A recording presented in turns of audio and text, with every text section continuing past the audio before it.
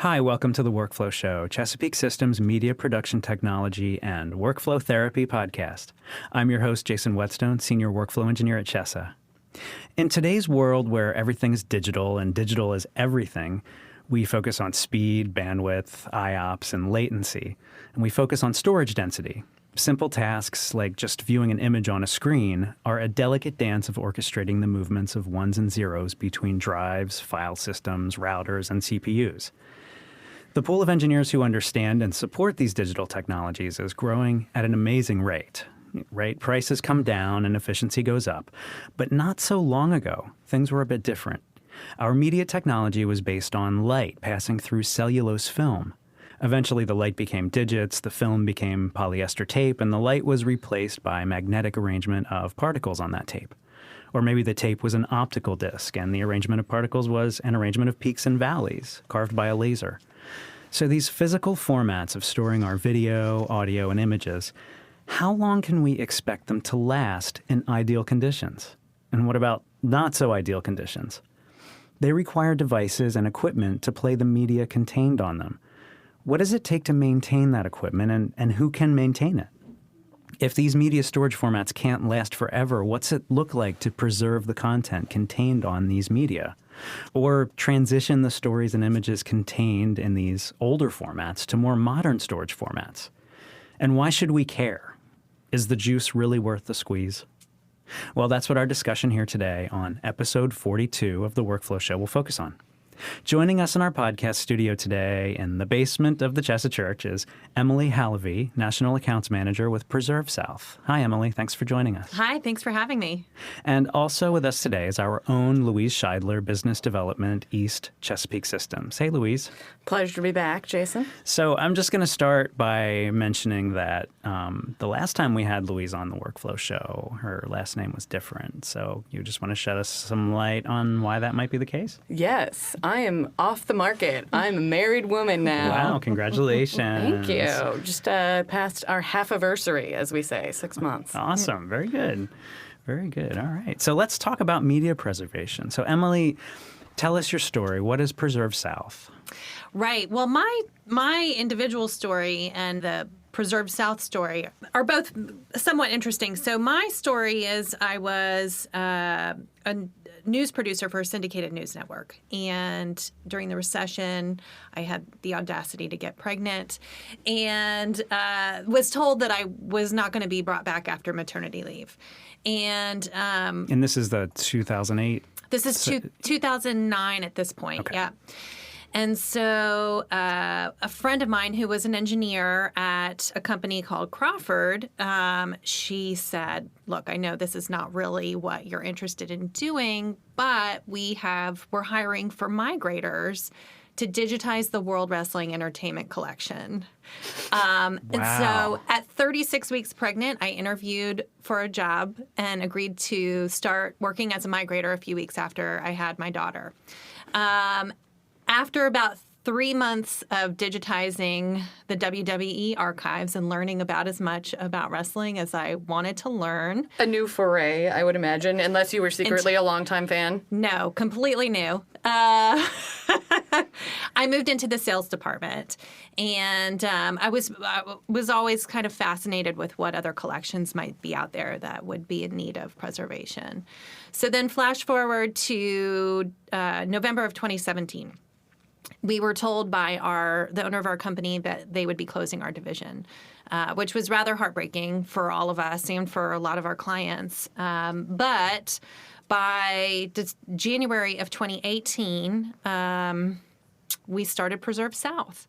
So Burt Jones of Back Porch Broadcast reached out to me, and he decided he wanted to take on this industry. And we started piecing it together and came up with a company name and brought our team back on. So now we've been able to bring back a good majority of our team, and we're able to keep providing the same services. So it sounds like relatively new organization, but some team members there that you've been working with for a while. Right. So the majority of our team has at least a decade experience doing this very particular work, but also decades of experience working with tape formats over the years. And I like to think of Preserve South as the phoenix out of the ashes. Right. On the digitization front, because I was talking to a few clients, mutual clients, that they were looking at digitization projects and had proposals out, and were looking at Crawford as potentially fulfilling that for them, and then were suddenly feeling a little on the lurch. And so then I had already known Emily, and we were chatting. So then when I could tell a few of them, hey, stay tuned. Right. And Phoenix was actually one of the names that we floated. Oh, well, that's really cool. So what does your facility look like? Well, what yeah. formats do you work with? It's like, I got all kinds of questions. Right. So our facility, I think our square footage is about 9,000 square feet. We're in basically a warehouse. Bert, who is our chief engineer, he owns the building. So anytime we need a new room built, he brings his father-in-law over, who happens to be a contractor, and they put up new walls. Gotcha. So no need to That's kick out handy. other tenants. Right, exactly. Well, we did that at the beginning. We had to kick out the previous tenants that were in the building because, Bert had back porch broadcast, but that was a relatively small footprint in the space that he had. So he leased the space out to another company. And so by January, we were like, you guys have to go. And now we take up the entire space. I mean, back porch still has a small footprint within the building, but there are tapes everywhere. I'm sure. So we've got a large room dedicated to video migration, where we work on a lot of the cassette-based media and like 1-inch tapes and pneumatic tapes and beta tapes, more of your like ubiquitous broadcast formats that you see often, and then we have a smaller space that's dedicated to audio engineering, where primarily we're working on professional master 2-inch, 24-track, half-inch, 4-track, 2-track, lots of 1/4-inch, and lots of audio cassettes. But we can handle almost every audio format. And we're looking at expanding that space as we take on new jobs. We just added a new room for our quad machines, so we have a dedicated space for 2-inch quad. Wow. Then we have lots of warehouse for tape storage. And, of course, around the other side of the building, we have our film scanning room, we have our film prep room, we have our Resolve suite where we do all the film coloring. So, Gotcha. Yeah. So the tape storage, it's just like some warehouse in the middle of hot Atlanta, Georgia, right? Yeah, well, we're actually just north. We're in Beaufort, Georgia, but Okay. I mean, from the street, you would never guess the kind of work that we're doing there. No, but you see what I'm getting at, though. Like it's probably like all climate controlled and dust free, and Right. right. Yeah, we've got the little floor mats that you have to walk, Yep. step on to The go into the airlock and- rooms. yeah. Yeah. Very good. Yeah. So why is all that important? Like, why do you need all that? Just for our listeners. I mean, we have an interesting base of listeners because varying technical knowledge, varying entry points into the industry. Right. So we have some new, we have some people that have been in the industry for a long time that are going to understand. Obviously, just we're talking about this. Yes, we need to talk about it. But some of our listeners are probably like, hey, why do we need to talk about this? We got all this digital stuff. My Right. tapes are just in my basement at home in a box in a moldy corner, right? That's fine. Right, exactly. Right. Well, when you look at the bulk of our collective history from the 20th century, the majority of it, or a large portion of it, was recorded on tape or film. So there's that. The unique aspect about these formats is that you need a third-party carrier in order to view what's on the tape, right? You can't. It's not like a photograph where you can pick it up and you can look at it. You need a device in order to play it back. And so without this as a service, we're going to lose all of that content. We're going to lose all of that history. And so just from a broad viewpoint, this whole industry is extremely important in maintaining our collective history.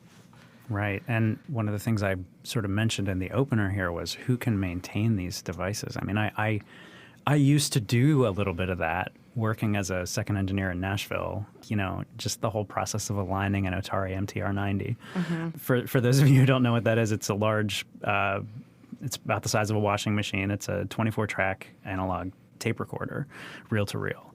And aligning each one of those 24 tracks with the right tones and azimuth and all this bias and all these things that I don't think anybody should have. No, I'm just kidding.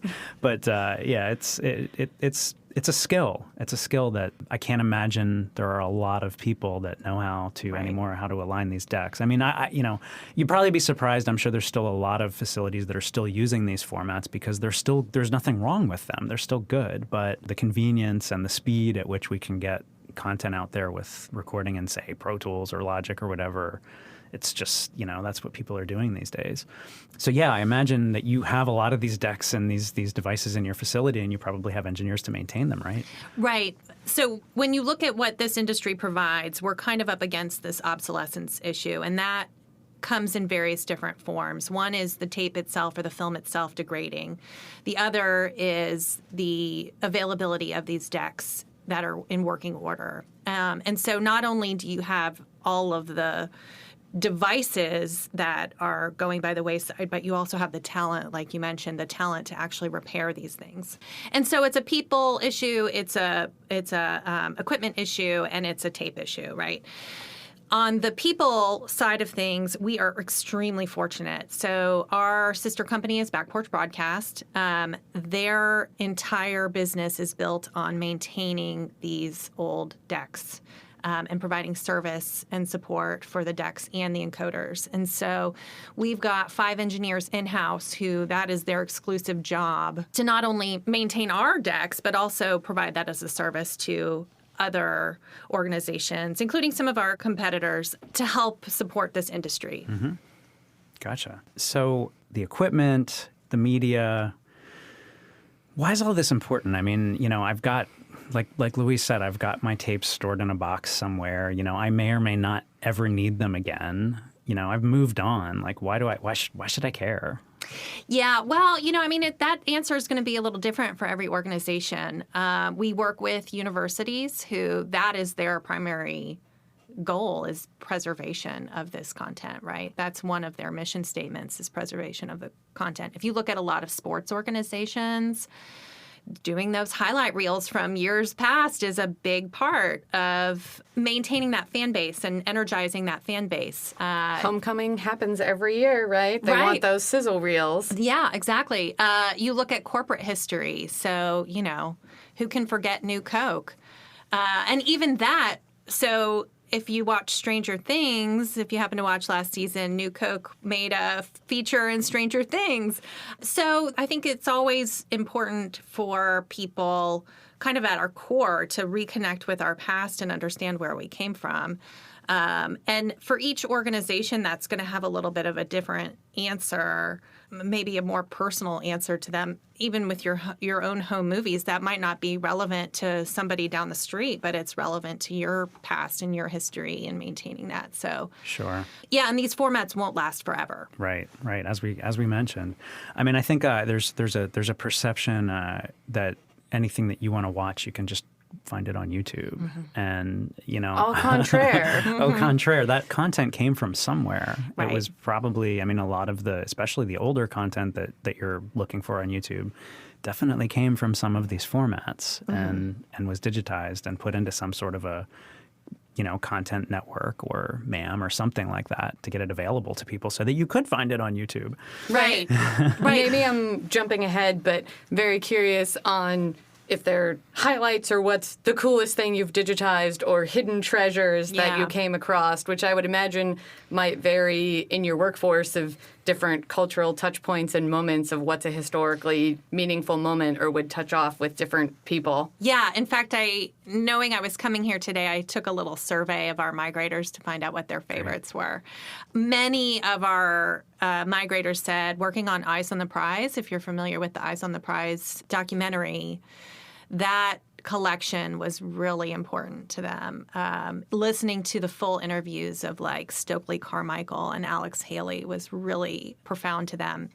Another big one, we've been working with Austin City Limits to digitize their collection. So we started with the videotape collection and now we're working on the audio tape. And I mean, you can't really beat 1976 Willie Nelson, right? So for me personally, one of my favorite collections is working with University of Florida to digitize some of because I went to University of Florida, working with them to digitize some of their collections and seeing some of that Gainesville history and things from back home. So that, we've digitized oral histories from Holocaust survivors and, all of these civil rights icons, interviews with them.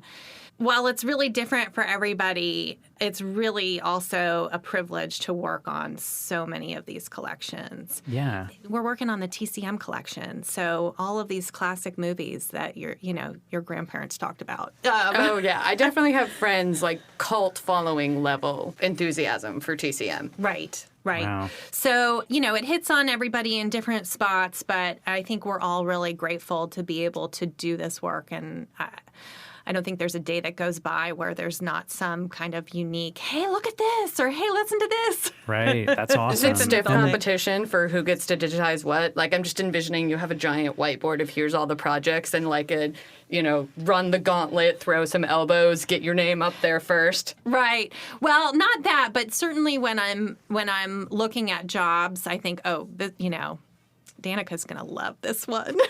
That's great. I mean, what we're really getting at here, I think, is just this whole discovery process of like, you don't even really know what you have 100%. I mean, you probably have some idea of what's on these, what's on these tapes or on these reels. But yeah, I mean, like once you get it going, it's like, wow, there's so much stuff here. What can we do with it? And even thinking a commonality with other guests and folks in the industry that here the digitization piece is kind of an upstream part, different way we're talking about the shop from most of our folks who are working much more computers, software, servers, but the common thread of the enthusiasm for the content. We've talked in the past, the people who work in financial data or healthcare, medical records, they're not getting super jazzed about, this medical record that I organized in this database of all of these prescription medicines. But hey, I'm working on WWE, civil rights pioneers, these kinds of things. That enthusiasm and interest in the content flows through our industry generally, which I think makes it a lot of fun. Yeah. Yeah, it's a fascinating industry to be a part of, and I think we're all grateful to be able to continue working in this field. Great. So what are so we talked about some of the cool stuff. What are some of the like really challenging things you've worked on, even if it's like, degraded tape or, talk a little bit about that. Yeah. So let me put it this way. It has been a long time. It's been a few years since I have been surprised by a format. I have been exposed to so many different formats at this point that I can pretty much identify things on site. So the latest one that really threw me was a client had Pxl Tapes. Okay. I don't think I've ever even heard of those. Right. So Most people haven't. I had not either until I did a little research and found that the Pxl camera was made by Fisher-Price. Are you kidding? No. And it used standard audio cassettes, like your classic Maxell 90-minute tapes, to record video. Wait, what? Exactly. Wow. So, That's very Fisher-Price. Now I'm Yes. very because- intrigued. What organization? Was this a professional organization? I mean, who was recording on Fisher-Price? I don't know, maybe this was some Skunkworks thing. It was in somebody's private collection. I'll put it that way. But still. Yeah. Enough said. That's Yes. And essentially, because the tape is so small, you're only recording about 3 minutes of video, and the video quality is abysmal. It is terrible. And, nobody's coming up with new ideas on how to migrate it. So you have to source the original camera. And then if you source it, you're lucky if all the components in the camera still work. right. Absolutely. So then you've got the repair time to get it fixed. And then you've got to, connect it to your encoders to get and get it to play back and record a signal off of it. So we have not moved forward on it yet. I'm hoping that we do just for the experimental side of things because it's a pretty cool story to tell. And so this was just 2 weeks ago, and it's been a few years since I've been surprised by a format. So I mean, maybe this is going to open the floodgates now. All of these Fisher-Price home movie makers, the 4-year-old savants that have been in hiding that have their whole troves at home. Right. Now they're going to come to Preserve South. That's right. That's right. So, I mean, there's certainly those sort of challenges that just the uniqueness of some of the tape formats and, out there kind of formats that we come across. Wow. The bigger challenge that is more present with a lot of collections is the actual condition of the format. Okay. So what can happen to these formats? right. And where are they coming from? Where are people storing these currently? Perhaps inadvisedly. Yeah. So again, that varies wildly. I mean, you sometimes I get a little heartbroken because you come across these really valuable, historically valuable collections, and they're in really poor storage conditions. It's like an old piano. Yeah. But that breaks my heart. 'Cause Exactly. it's a musical instrument. That's right. And, That's right. Yeah. I'm sorry, continue. Well, my grandfather was a Steinway piano tuner. Oh, so really? I feel you on that one. Wow. Okay. Yeah, and so, sometimes we find content in basements of buildings. Sometimes it's, out in hallways. It's in stadiums where it shouldn't be. It's, in stadiums? well, you look at the sports content, right? You look at athletic departments. You look at... And that's the place that they have to store. That's the only place they have to Where store. do the video all of folks that. get pushed? Yeah. Into the basement, That's down right. at the end. Right. Right, in the attic. Right, so... Sure. Okay. Yeah. So, sadly, oftentimes that's where content is being stored. In climate-controlled environments, right? Like dry climate-controlled environments. Sure. I'm being sarcastic. Sure. Right. Yeah, you only wish. Of course, we do work with a lot of universities, and they do have all the climate-controlled Okay. conditions. The goal would be to get them all into a setting where they are cared for. Sure. But as we've discussed, that's not often the case. So, And again, what do you have there? What do you have in that collection? Right. Does anybody know? right, exactly. Oftentimes they don't. It's a whole discovery. The digitization is a discovery phase. Yeah, which ties into what do we have, what is it worth, connected to what I think we're going to get to, talking about funding and what Yeah. is the value of Right. this and getting funds to actually do the digitization. And I know a lot of places have climate-controlled vaults and things, but often there's a charge for that. Okay, so if athletics, you want to store your archive here, it's this much for access to our climate control. Right. And if there's not a sense of what's on there, okay, we're going to cut that from the budget. That doesn't make sense for Yeah. spending our money, unfortunately. Yeah, having an internal advocate who understands the value of the collection and the history is really important to moving these projects forward. This is something we talk about on the show a lot. Is the stakeholder, having that person Yeah. that's their baby, and the organization is taking care of that content. Right, exactly. But so in terms of condition, even when the tapes or films are stored in good condition, they're still subject to degradation, right? So with magnetic tape, there's something called sticky shed, and that happens sometimes just because of the formula of the tape, not necessarily because of how it was stored. So that's particles shedding off of the tape as they age? Yeah, so with magnetic tape is a plastic backing with magnetic oxide that has the signal on it. And if you don't mitigate it before you play it back, the oxide literally sheds off the tape. And I can tell you from experience watching that it's very hard to watch. I can imagine. And so what we do to mitigate sticky shed or binder hydrolysis, if you want to get particular, we actually use professional grade food dehydrators. And so we have an entire wall of food dehydrators in our warehouse that we put tape. And depending on how bad the sticky shed is or how old the tape is or what sort of tape it is, because we've gotten pretty good at identifying particular formulations and how subject they are to sticky shed. We'll bake them anywhere from 8 hours to sometimes 2 or 3 weeks. Gotcha. And that process leaches the moisture out and rebinds the oxide to the plastic backing. So this is a process that happens in dry heat, right? In dry heat. Gotcha. Okay. Yeah. So I'm just curious, what kind of temperatures are we looking at? Like 106, so something pretty low, I would imagine. It's typically like 120. Okay. Yeah. Okay. Yeah. Very cool. Yeah. So there's that. Then, of course, if you have your tapes or films stored in poor conditions, then you may be subject to other elements like mold. And that is something that we're seeing way more often than we used to. Mold can be remediated, but again, you're just adding another layer of cost to getting this content to play back. Stabilization, getting these assets into a location where there is some sort of climate control or safe environment where they can be stored is really important. Gotcha. Yeah.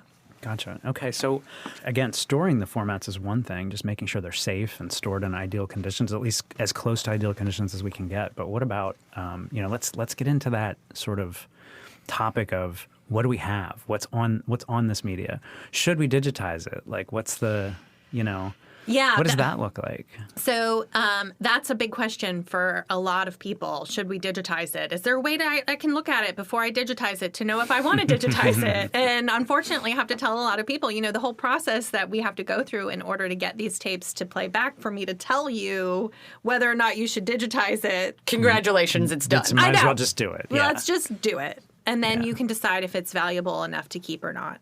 And everybody's different. Again, every organization has a different motivation, different needs. I always kind of put it out there that we don't really know what's going to be valuable in 50 years. We don't know what's going to be valuable in 100 years. And so if there's any question about should you keep it, I usually err on keep it. Especially if data storage is not an issue. It doesn't seem to be here in 2019. We keep hearing about how much data there is out there and how much storage there is out there. So, it doesn't seem to be a huge issue. The old moniker of tape is cheap. I think drives are cheaper. The cloud is cheap, in relation to like what it costs to, say, reshoot something or do a reenactment of something that you think happened or something like that, Yeah, even pro-con of, is it worth keeping what happens if you don't keep it and then you want it later? And the cost of storing it weighed against the potential of wanting that in the future is generally a pretty easy calculus. Right.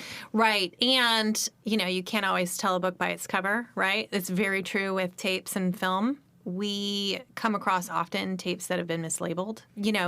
You have to be able to see the content in order to make those determinations. Sure. Oftentimes. We had one client who had a tape labeled as a cooking show, and upon digitization, we realized it was a long-lost interview that they thought they actually lost. And it turned out it was an interview between Kurosawa, Coppola, and George Lucas. That was, this priceless interview that you can't recreate. And they thought they'd lost it 20 years ago. So, And Preserve South saved the day. yeah. Turns out it was just mislabeled. And that's actually a really amazing story when you think about it. I mean, you have this gem that you didn't even know you had, and you assumed it was lost. Can you imagine how those folks felt when they realized what they had? Oh, right. Right? Right, exactly. Yeah, there was much rejoicing. I'm sure. Yeah. So that sort of return on investment, right? That's kind of hard to qualify because it's a little bit of a risk sometimes. Sometimes we know what we have, and we know, okay, we want to make this available to a larger audience. But sometimes it's a little bit of a risk. You've got the chance of mislabeling. You've got the chance that this, we just won't be able to get to what's on these old media. So speak to that a little bit, like the whole risk of the return on investment, and how do we sell that to, right, within our organization? Yeah, I mean, it's a big question, and it's a big struggle for a lot of organizations. Again, universities, that's their directive. Their directive is to preserve this content. So they already have kind of built-in buy-in where ROI is not necessarily a factor for them. Sure. But then you have other organizations, production companies, corporations, sports agencies, where they have to really put some numbers around preserving this content. So the ROI can come in a lot of different forms. We have one client who relaunched a network. So they took all of this old content and they now have a new television channel.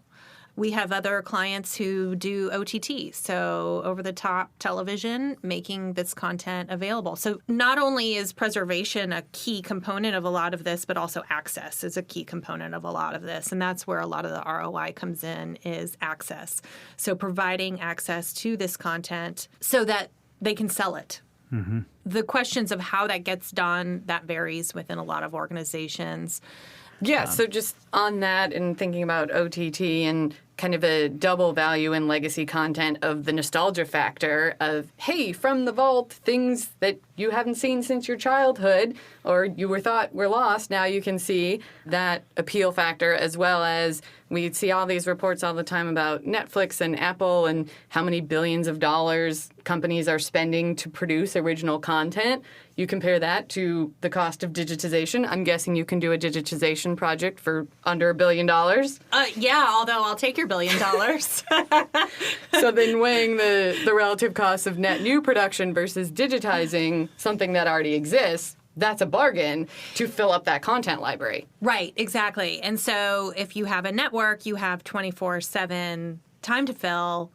Archival content's a great way to do that. If you have, some clients have a vault, and you pay for special access to that vault to see that historical content. The other avenue that we're seeing a lot more of is documentary production. So we are getting a slew of requests for archival content to be digitized and incorporated into documentaries, which is also really fun. It's really fun to see producers use this content and tell stories around the content and make that content relevant to today. So how do those opportunities come to you? Do you have a production company or producer come to you with, like, here's all the stuff we have on this particular person or whatever that we're doing a doc on? Yeah, typically what happens is we have a relationship with an institution or organization that holds the content, and that organization feels comfortable with us digitizing that content. And so they'll make the introductions to the producer, and from there we'll put an estimate together and work with them to get the content digitized. But usually the entryway is through the organization itself, who owns that content and wants to send it to someone they feel comfortable using. Okay, so that's actually, that leads to a point I wanted to sort of talk on, which was the cost of something like this. I mean, we obviously don't want to get too deep into, what's it going to cost, because it's going to vary. Like you've mentioned before, with every other aspect of this, is really going to vary from client to client and project to project. But it sounds like this doesn't have to be a huge monumental thing. You can start with something that's really, really important to you, or at least, hey, we've got these reels. We think there's some really good stuff on here, some really important stuff on here. Let's do those first and see how it goes. Maybe generate a little bit of excitement within the organization around it. Yeah, I always advocate for starting somewhere. We hear that term, paralysis by analysis. It is a very real thing. This one, me right here. Yeah, that's me. And so I always say, let's just start with one reel of film. Let's start somewhere. Let's start with a small batch. Let's start with a few tapes. And most organizations have some sense, okay, if their archive is an entire room, they don't know 90% of that, but they probably know this one box, man, the stuff in there. Right. That's what we really need. So start with that one box. Yeah. And I mean, let's just throw like a range out there. What does a small project look like for Preserve South? Like something like that. Is it 10 grand? Is it something? Oh, it's much smaller. Much smaller. Okay. Right. Mm-hmm. Yeah. I mean, to start a pilot project or something like that, it's typically in the $200 to $300, maybe $1,000 range. Wow. Okay. Yeah. Everybody's pilot project is a little bit different. Sure. But, we do work a lot with people who are just getting started, and it's one reel of film that's maybe going to cost them $250, right? So, and even to the point, you work with personal collections, right? Individuals can come to you with their home movie collection of here's Christmas Day from every year of our kids' childhood. Right. So this is at an accessible price point for individuals. Right. I mean, it can get a little bit heavy for individuals, but again, what value, and a lot of that is, an intrinsic value. What value are you placing on that content? We actually, going back to the meaningful content that we've digitized, we worked with a person who had their own film collection. It was a film collection of what they shot from Vietnam. And this person happened to be in the same unit as my dad.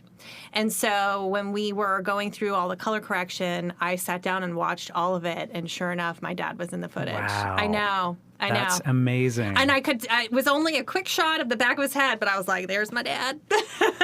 That's amazing. Yeah. Yeah. So we do. And, the home movie collections are really, they're obviously very personal to a lot of people. But on a broader scale, these are collections that kind of form our societal history, right? So you can learn a lot from home movie collections that you wouldn't necessarily learn from the Coca-Cola archives, right? You get to see what people were wearing back in the 60s. You get to see what was important to them. Film back then was expensive, so they were shooting what was valuable and important. Not like today where you pick up your phone and you're taking pictures of what you ate, what your meal was, or any random stuff that you see on the street. They were all very well kind of thought out. Mm-hmm. Yeah, because they had to be. Because they had to be. Right. They didn't have a phone with gigabytes of storage, Right. We walk around with these things that we take for granted all the time. Right.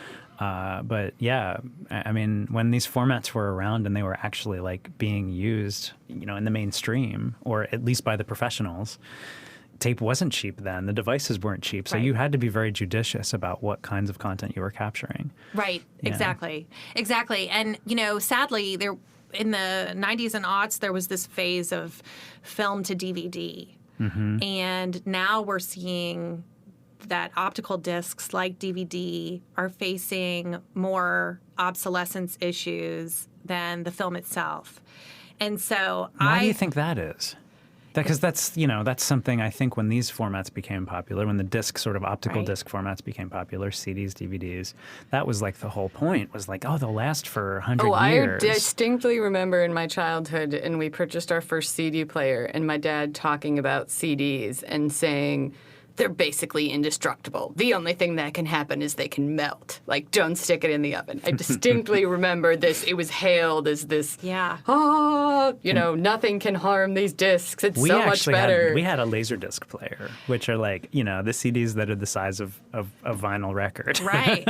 Well, I'll put it this way. It was really good marketing on behalf of the optical disc makers. And that marketing persists today. So consider this your PSA. That's right. You have any amount of collection at home on CDs and DVDs. Yeah, so I worry that a lot of folks probably threw out their film now that it was on this handy-dandy DVD. And, oh, by the way, the quality is also much poorer. Yeah, pretty awful because of the compression, right? Right. It's 5 megabits per second, where film, you can bump 16 millimeter film up to 4K if you want, and it still looks decent. Let's just put that 5 megabits per second into perspective. I mean, that's a lot of times in a media asset management platform, that is a decent rate for web streaming proxies. Correct. Right? So this is just the content that you're able to view so you can determine whether you want to maybe restore something from an archive. It's basically just what you look at on your screen. Yeah, nowhere near the native capture, what people are doing craft editing in. Right. Very lightweight. It is for access, and that's it. So mainly, I think, correct me if I'm wrong, but you're talking about with these DVDs, for example, you're talking about some of the devices that shot directly to a DVD and not necessarily like DVDs that you could buy at Blockbuster back in the day or rent at Blockbuster back in the day, right? You're trying to preserve original content. Right. Yeah. Our and that goes again into a whole nother layer of decision making, right? Is the content original? We work with clients who have their own original content. So we're not looking at preserving your DVD collection. It's time that you get onto Netflix. I just passed by a Blockbuster Video last week, and I was like, oh, wow, I needed to stop and take a picture of this. It's like the last remaining building in the contiguous United States. We kind of touched on it there. The file type decision-making process is another area where we get a lot of paralysis by analysis. Okay, so what does that mean exactly? Right. So typically when I'm consulting with clients, I look at what are their motivations behind digitizing this content. Is it for preservation? Is it for repurposing? Is it for access? And typically, the needs fall into all three categories. Right, a little bit of this, a little bit of that. Right. And so there are different file types for each different layer of use case. When you say file types, are you talking about like sort of digital storage formats? Right. So when you capture the file, what kind of Right. container are we going to store it in? What codec are we going to use? That's that sort of exactly thing. right. Okay. That's exactly right. So on the preservation side, when it comes to film, we're looking at anything from DPX files to, 2K ProRes files to FFV1 files, which is a new format that's popped up. On the video side, the Library of Congress has been backing JPEG, lossless motion JPEG 2000 as their standard format. But then you also have uncompressed formats, and you have, again, FFV1, which is popping up a lot. And all of those have the characteristic of being a high bitrate file. So essentially what you would see when you're playing back the film is what you would see in the file. You're getting as much information out of that format as you possibly can to preserve the content in its highest form possible. Gotcha. They all do come with high data rates. So, we've estimated some collections that once digitized would come out to be, 1.5 petabytes of data once it's complete. So that sort of decision making of how can we digitize this content so that downstream we can maintain it is a big question. Sounds definitely like a right sizing thing, which we talk about Absolutely. with clients. And even, again, workflow popped to my head that it ultimately does come down to workflow and what is your intended use for this. And okay, the Library of Congress is using this format, which is great because their mandate is to maintain the archives till the end of the Republic and 4,000 years after or something like that. Plus 50 years or something like that, yeah. So there's definitely the end of the Republic is in there. So they are definitely looking long-term, multi-generational, this needs to last, which is fantastic. However, if you're a corporation, a home movie collection, a nonprofit, yes, your history is also important, but you're probably not on level of the Republic. So, and you probably don't have the funding. So let's make prudent choices where you mentioned 3 or 4 options that are all high bit rate, very high quality, preservation level. We'll get the job done. Mm-hmm. Right. And when thinking about these projects, you really have to think about your own photograph collection at home, right? Is it in any sort of order? Do you know what you have? How do you have it stored? Or is it just kind of? Or is it really just a mess? So you have to think about it from an organizational perspective of how can I maintain this over time? What are the things I can put into place to help maintain this collection over time? And will those organizational methods and storage methods persist when I'm not there anymore to take care of this collection? Right. And even maintaining over time, funding over time as well. This is a very common thing we talk about with customers. And archive, yes, is a great one. Just the word archive. And if people think, oh, I'm going to write a check once, I've taken care of archive, check it off the list. No, archive is an ongoing process. Sure. And when I talk with folks and talking about getting funding and, okay, if you're fighting tooth and nail for a one-time budget item, this needs to be a permanent line in your budget for maintaining, expanding, preserving the archive. If you don't have larger buy-in organizationally for the value of this thing called the archive and what it is, that's not good. Yeah. Underscore, exclamation point. I mean, I cannot express enough that there's also this misunderstanding that migrating this content is a one-time thing. You have to look at migration as being a routine process. So we're putting these files onto what? We're putting them onto LTO tape. We're putting them onto hard drives. We're putting them on, you're ultimately putting them onto your servers. Where are you putting this content? And how are you making sure that that content, let's say you go with LTO tape, is continually being migrated so that you can maintain control over that content? And there are costs associated with it. Again, if you're creating 1.5 petabytes of data from your project, I don't care how cheap storage is, there's going to be a big dollar figure attached to that on a monthly basis. Sure. So that's really what we're speaking to here, I think, is just, it isn't a line item for one project. What does it take to maintain, 1.5 or several petabytes of LTO tape? Eventually, that is tape. What are we talking about here? We're talking about preserving tape. So that is tape, right? It's a different format, but it is tape, and it has all the same problems that tape comes with. So then what? We're migrating to another LTO format, another generation of LTO, right? Right. I always like to go back to the house analogy, that when you buy a house, it's an investment. When you close and you sign the check and everything, you don't not spend another dollar on your house, right? My husband and I bought a house this year. We immediately started a maintenance fund and an upgrades fund. We're going to need a new roof. We're probably going to want to paint in the future. It's the same thing with these collections. It's not one time, okay, we're never spending another dollar on it. There's upkeep as well as improvements. Yeah. And my personal view is that I think we as a society would do well to adopt this method of thinking to other areas of our lives. Absolutely. To many areas of our lives, in fact. Like, say, I don't know, infrastructure. Right. Like, we don't build the roads once. We have to maintain them. That's right. Right? Or healthcare. Sure. Right. But we're not going to get political. So No, right. This is great. It all ties together. It does. That's the important point I think I'm trying to make here, is that it really does all tie together. Yeah, and I often, especially when I'm talking to an archivist or somebody who, has been tasked with these projects, I often say, you need to bring in IT into this conversation. Thank you. Because you are about to dump however many terabytes of data onto them. Not only do they need to know to expect it, but they need to understand what this content is and how best. They may have ideas about how best to preserve it. They may have their own ideas of where to put it on the servers or what needs to happen to it. Or the security implications of having that content within your, your network. Especially since physical security, if this has all been in a vault in one room, is pretty straightforward. Put a lock on the door. Who has, 2 people have keys to that lock. Usually it's not the standard security people. It's like the closet, off, wherever. Now suddenly these are on storage servers that are networked.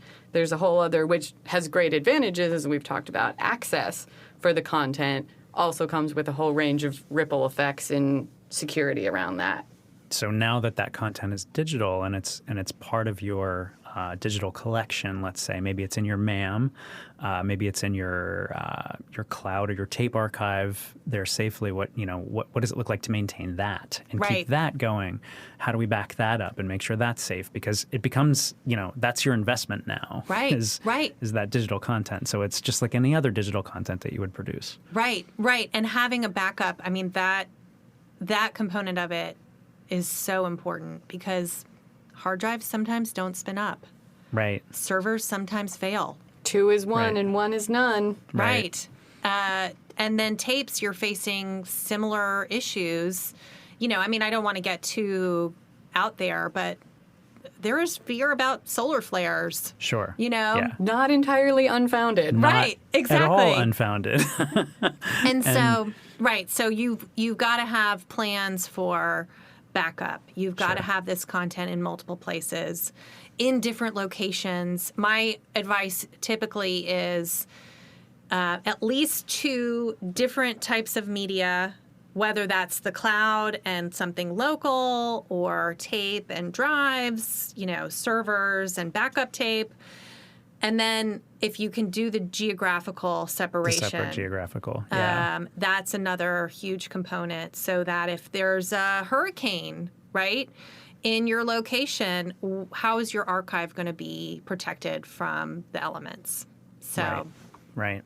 And also, I think it is worth putting a finer point on getting IT involved as early as possible, or IS, or whatever your technology division is, especially if you're talking about an organization where media and media production is not like your bread and butter. Right. Because in those situations, dealing with a petabyte and a half of data, that may be more data than your IT is currently managing at the moment. So, yeah, get them involved early. Right. And a lot of organizations, I should say, they're not used to this type of data. They are used to a bunch of Word documents and Excel documents that have altogether a very small footprint. These data footprints are very large and they're cumbersome files sometimes, and they need a level of expertise that is a little bit different from just storing, corporate documents. Yeah, Absolutely. and most IT departments worth their salt will readily recognize this. And I say multiple times a week, this is why Chesapeake Systems exists. Exactly. That we are taking that burden off of IT. IT has plenty to do with their regular tasks. We're working with them to make sure you get what you need. Don't Yeah. make them pivot away from their core skill set and learn this fringe when the fringe is all that Chesa does and what we focus on, and partnering with IT as being an extension and helping them out with this sometimes pesky content. Mm-hmm. We will actually be talking about this very subject in a future episode of the Workflow Show, so stay tuned for that. The subject will be sort of working within your organization with your IT department and trying to keep that relationship good, because we want that relationship to be good, right? So Emily, how much time do we have? Yeah. These formats are getting older and degrading day by day. How Is much the time? clock ticking? How Yeah. fast is the clock ticking? Time is running out. Yeah, it kind of varies by format, but the going thought is we have another good 10 years to get this content off. Wow, So that's not a lot of time. It's not a lot of time. The way I like to think of it is if you look at a bell curve, right now we're kind of at the top of that bell curve when it comes to the quality, the availability of the formats and the tape decks and the engineers and the cost to get it done. We're at a point where it's relatively inexpensive and all of these materials are still available for us to be able to play back the content. But we are on the downturn of that, right? Mm-hmm. So we are looking at, again, engineers dying off. I mean, I hate to put it that bluntly, but everybody gets older, and finding these VTR engineers and service engineers, It's a graying workforce, as you had previously said. Exactly. The decks are harder and harder to find, and then repairing those decks and finding the materials to keep them up and running is harder and harder to find. And then you have the issue of the actual formats themselves deteriorating. So by all estimates, we look at another decade of this being available to digitize, but it's not going to get any cheaper than it is today. Okay, good point. So if this is something you're thinking about, maybe something you need to wait for a budget for, but you should be thinking about that now. If this is not on your radar, you need to get it on your radar. If this is something that's on your radar and you haven't had any kind of support and buy-in, you need to start working on those. You need to start building your case to get it done. You need to find the advocates within your organization who are going to champion these projects. Yeah, even thinking lead times, we talk about that a lot. Of the client is always like, okay, from order approval, then how soon can I be using it? Which, yes, we can talk about those, but then I often say, before the PO, there's an extensive process of getting many ducks in a row, only a small part of which is speccing out exactly what you need to buy. And so, Right. Similar thing of speccing out the exact formats and how you're going to do it, of even we are talking about organizationally, deciding what's valuable, how are you going to transport this, all decisions on that side. Who are the stakeholders? Who cares about this? Right. Yeah, and so there is some lead time. We are actively running multiple projects all the time. And so you may be ready to move on your project, but we won't be able to get it into the queue for a couple months. And so there is a window of time that you have to use to plan these projects out, make sure you have budget allocations, make sure that you're ready to receive the content when it's done. Making sure, we didn't talk about metadata. That's a whole nother question around How this. did we not talk about metadata, Louise? Oh, man. How We did have failed, Jason. We have failed. So what about that? What's the metadata? Yeah. So, Talk about metadata. so now you have a bunch of files digitized. Great. Right. You know, how are you going to sort through thousands of files and figure out what's what? We're just going to do that for us, right? Are you really in a better position? Okay, all of your tapes were in this closet somewhere. Now there's a hard drive Now there's sitting a pile on your of desk. files. Yeah. Yeah. So the metadata component, the search and find component of this is also really important and something that you need to figure out how to budget in and what the needs are around your metadata. You know, especially when it comes to descriptive metadata. Is it an audio collection? Can you get transcripts made from your audio collection? There's a lot of really great automated tools out now that are improving rapidly when it comes to transcription, but even like facial recognition and object recognition. What sort of details are you wanting to get out of these collections that would be helpful in your curation of this content? Also a huge area to be wary of the paralysis by analysis. Absolutely. Yeah, sure. Well, that we find to be, I would say we tend to advise especially our MAM clients that, you know, it's better to just get started with the metadata that you already know and not go too crazy with it. And then, you know, you can always refine and make changes and make it better. But yeah, that is a great point. Start where you are. Start where you are. And what do you see? So you talk about, you know, some of these, we just talked about AI and machine learning on on a previous episode. So, you know, what do you see your clients doing with this content, like in that respect? Do you see them going right to, say, like facial recognition and speech-to-text transcription and things like that? Like, do you consult with your clients about that kind of stuff, or?